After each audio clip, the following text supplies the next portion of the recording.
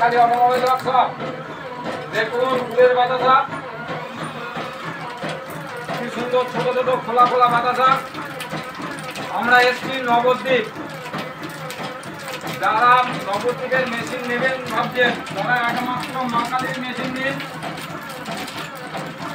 একমাত্র মা কালীর মেশিন সাকসেস মেশিন।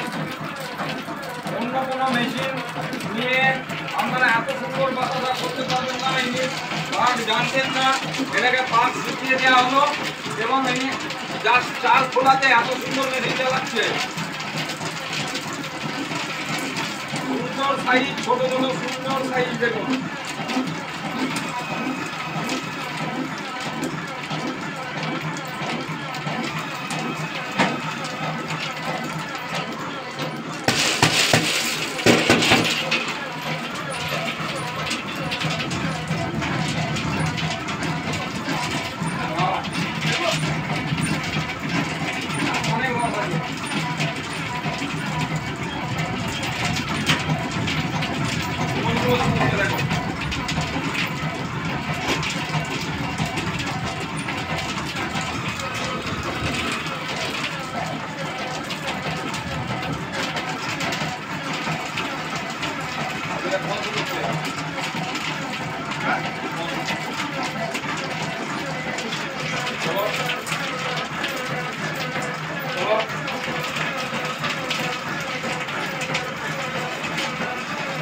Nah,